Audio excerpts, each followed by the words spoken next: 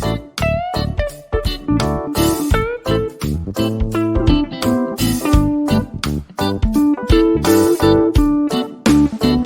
Everyone, management मंत्रा के इस video में आप पढ़ेंगे स्कोप ऑफ रिटेलिंग। तो नेक्स्ट आप देखते हैं कि स्कोप ऑफ रिटेलिंग क्या होता है, फिर इससे रिलेटेड की क्या क्या स्कोप होते हैं रिटेलिंग के।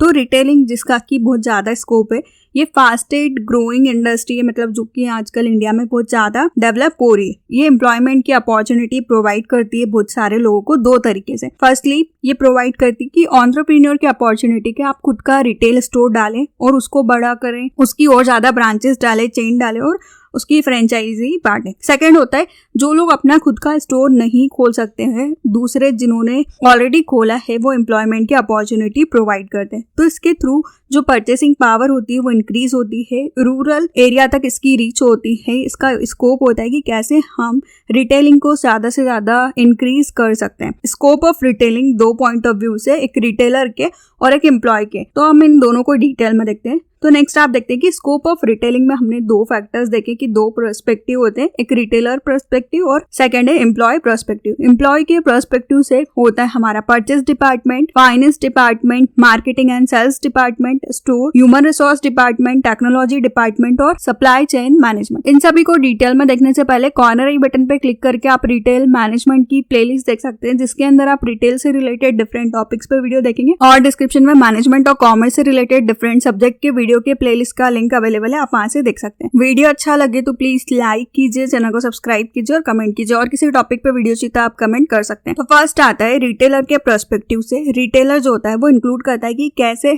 उसके प्रोडक्ट या सर्विसेज को वो सेल कर सकता है, जिसमें हो सकता है mobile, computers, electronic, readymade garments, textile, clothing, jewellery, books, painting, medicine, stationery, watches या कुछ सर्विसेज हो सकती है लाइक केटरिंग, हॉस्पिटलिटी, हॉस्पिटल। तो आपको इनमें परमिशन लेने की जरूरत होती है, कुछ एरिया में आपको लाइसेंस की जरूरत होती है, लाइक मेडिसिन तो आपको लाइसेंस की जरूरत होती है। और फिर उसके बाद आप केमिस्ट की शॉप जो है वो खोल सकते हैं। एक स्कोप होता है कि आप खुद एंटरप्रेन्योर बने, मतलब आप खुद आपका बिजनेस या फिर रिटेल स्टोर स्टार्ट करें। सेकंड आता है एम्प्लॉय के पर्सपेक्टिव से। रिटेलर बहुत सारी एम्प्लॉयमेंट की अपॉर्चुनिटीज प्रोवाइड करता है। ये स्मॉल बिजनेस हो सकते हैं, स्मॉल नंबर ऑफ एम्प्लॉयज को रखते हैं, वो जो बड़े बिजनेस होते हैं वो ज्यादा एम्प्लॉयज को रखते हैं। फॉर एग्जाम्पल सेल्समैन को, क्लीनर को, कैशियर को, ये सारे लोगों की जरूरत होती है रिटेल में।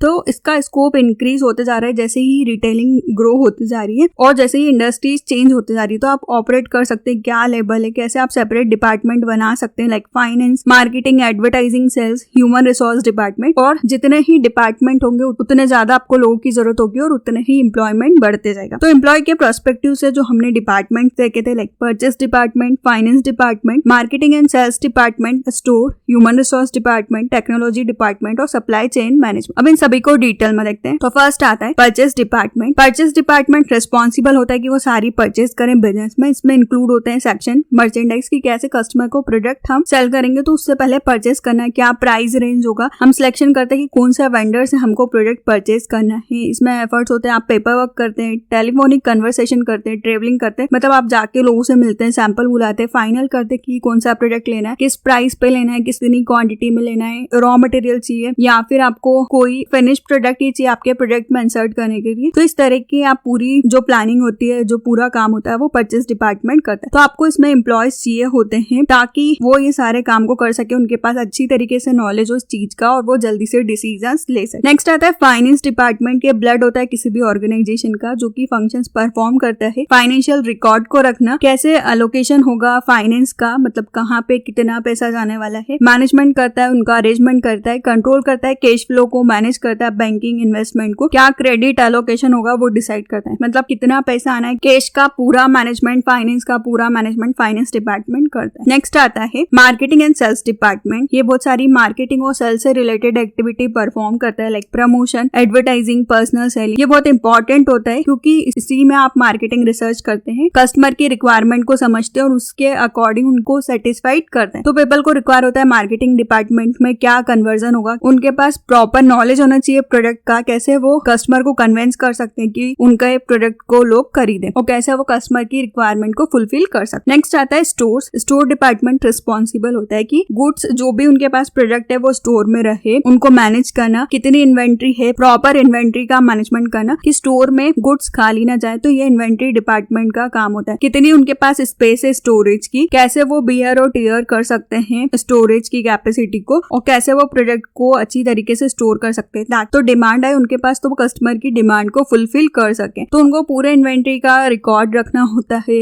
मटेरियल का सप्लाई देखना होता है। नेक्स्ट आता है human resource department. Human resource department responsible होता है रिक्रूटमेंट के लिए, सिलेक्शन के लिए, ट्रेनिंग के लिए, इंडक्शन के लिए, मतलब जितने भी एम्प्लॉयज आप रखते हैं आपके बिजनेस में वो सब काम होता है ह्यूमन रिसोर्स डिपार्टमेंट का कि आप उनको कैसे लेके आएंगे, कैसे सिलेक्ट करेंगे, कैसे ट्रेनिंग प्रोवाइड करेंगे ताकि वो प्रॉपर तरीके से काम करें। तो आप पीपल की रिक्वायरमेंट को समझते हैं किसी भी ऑर्गेनाइजेशन के अंदर, आप एबल होते हैं कि कैसे आप इफिशिएंटली एम्प्लॉयज के लेवल को ऑर्गेनाइजेशन के अंदर मेंटेन करते हैं। नेक्स्ट आता है टेक्नोलॉजिकल डिपार्टमेंट। जो टेक्नोलॉजिकल डिपार्टमेंट होता है रिटेल में, ये स्टेज होती है कि जहाँ पे आप इंफॉर्मेशन टेक्नोलॉजी का यूज करते हैं। ये इंडस्ट्री लाइक टेक्नोलॉजी से रिलेटेड होती है। इलेक्ट्रॉनिक डेटा इंटरचेंज का आप ध्यान रखते हैं, आप उनको कैसे यूज करेंगे, इलेक्ट्रॉनिक ट्रांसफर को, इंफॉर्मेशन की उसको देखते हैं। कंप्यूटर्स के थ्रू डेटाबेस मैनेजमेंट करते हैं, डेटा वेयर हाउसिंग करते हैं, डेटा माइनिंग की टेक्निक्स का यूज करते हैं कि आप कस्टमर के बारे में कैसे इंफॉर्मेशन गैदर करेंगे, उनको कैसे प्रोसेस करेंगे। तो डेटा माइनिंग हेल्प करता है कि आप कैसे कस्टमर के साथ अच्छे रिलेशनशिप को मेंटेन कर सकते हैं, मैनेजमेंट कैसे कस्टमर के साथ अच्छा रिलेशन बना सकते हैं। रेडियो फ्रिक्वेंसी आइडेंटिफिकेशन सिस्टम का आप यूज करते हैं जो कि आप सप्लाई चेन मैनेजमेंट के लिए यूज करते हैं। और आता है ई रिटेलिंग जो कि आपको कंटिन्यूसली रिटेलिंग के बारे में बताता है कि आप कैसे आपके प्रोडक्ट को रिटेल में सेल कर सकते हैं। आजकल ऑनलाइन इतना ज्यादा ट्रेंड में आ गया, लोग ऑनलाइन ही लेना पसंद करते हैं। तो आपको ध्यान रखना है कि अगर कुछ भी इन्वायरमेंट में चेंज आ रहा है तो आप भी आपकी टेक्नोलॉजी के हिसाब से चेंजेस करते रहें। आप भी ऑनलाइन पे जाएं, ऑनलाइन सेलिंग करें, ऑनलाइन लोगों के लिए प्रोडक्ट अवेलेबल करवाएं। नेक्स्ट आता है supply chain management. Supply chain management का मीन्स होता है कि हम मैनेज करते हैं मटेरियल के सप्लाई को, सर्विसेज के सप्लाई को और इन्फॉर्मेशन के सप्लाई को। हम रिसोर्सेज को कैसे इफिशिएंटली और इफेक्टिवली तरीके से देख सकते हैं, कैसे प्रॉफिटेबिलिटी को किसी भी बिजनेस की इंक्रीज कर सकते हैं। तो सप्लाई चेन मैनेज करते हैं कि हम इन्फॉर्मेशन सिस्टम को देखें। मेन एरिया होता है कि रिटेलिंग आपको प्रोवाइड करता है क्या एम्प्लॉयमेंट की अपॉर्चुनिटीज है लोगों के लिए। इसका स्कोप बहुत ज्यादा होता है क्योंकि यहाँ पे आप मेनली किस तरीके से लोगों को सप्लाई करेंगे, उनके साथ कैसे एंगेज रहेंगे, मतलब आपका जो डिलीवरी सिस्टम है, सप्लाई सिस्टम है, वो बहुत ज्यादा स्ट्रॉन्ग होना चाहिए। तो आपके पास अच्छे से स्किल्स होना चाहिए कि आप उसको किस तरीके से यूज कर सकते हैं और कैसे आप टाइम पे डिलीवरी कर सकते हैं ताकि लोग सेटिस्फाइड होकर फिर से आपका प्रोडक्ट खरीदे। तो स्कोप ऑफ रिटेलिंग के इस वीडियो में आपने पढ़ा कि रिटेलिंग का क्या स्कोप होता है, जो कि थे दो पर्सपेक्टिव है, रिटेलर और एम्प्लॉयज। रिटेलर जो कि खुद अपना बिजनेस स्टार्ट करता है, एंटरप्रेन्योर जो होता है, और दूसरा जो होता है कि जो एंटरप्रेन्योर लोगों को जॉब देता है वो होता है एम्प्लॉय के पर्सपेक्टिव से कि वो एम्प्लॉयमेंट जनरेट करता है। तो इसमें होता है हमारा purchase department, finance, marketing, sales,